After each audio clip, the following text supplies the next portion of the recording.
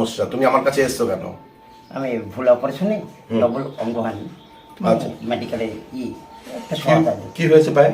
Operation ভুল করেছিল side. আচ্ছা আচ্ছা, তারপর থেকে এখন সমস্যা পড়ে গেছে। একটা সাইড আচ্ছা আচ্ছা, তা তোমার এখন কি অসুবিধা হয়? হাঁটতে অসুবিধা হয় নাকি? হাঁটতে অসুবিধার মধ্যে পায়ে ভরদা হাঁটতে হয়। বাড়ি কোথায়? মানে চাকদা পালপাড়া। চাকদা পালপাড়ায়। কে কে আছে বাড়িতে?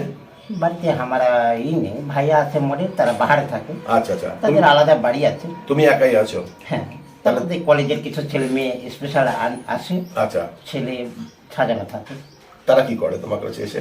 তারা ওই যে জল ফল টেনে দিতে হয়, আচ্ছা আচ্ছা, তুমি জল টল টেনে দাও? আচ্ছা আচ্ছা সেখানে খেতে দেয়। আচ্ছা আচ্ছা, খেতে দেয়। ওখানে কি কলেজ? কলেজ না, ওই রেলওয়ে মডেলে আচ্ছা আচ্ছা, ওখানে যে যাদের জল টেনে দাও তারা কিছু খেতে দেয়? খেতে দেয়। তুমি ফুলিয়ায় কতদিন ধরে আসো? ফুলিয়া যে মাঝে মাঝে আসি, তার মধ্যে আবার কৃতিবাস গঙ্গার দিক যাই। আচ্ছা আচ্ছা, এখন তো বাঁচতে হবে, অবশ্যই কিছু করে বাঁচতে হবে। বাঁচতে। তোমার কি আবদার? আমার কাছে কিছু সাহায্য চাই। হ্যাঁ হ্যাঁ, হ্যাঁ। আচ্ছা আচ্ছা, ঠিক আছে, তুমি থাকো, আমি তোমাকে আমার যা সামর্থ্য আমি তোমাকে সেটা দিই। দাদা ভাইকে আমার সামর্থ্য অনুযায়ী আমি 100 টাকা দিলাম, নাও।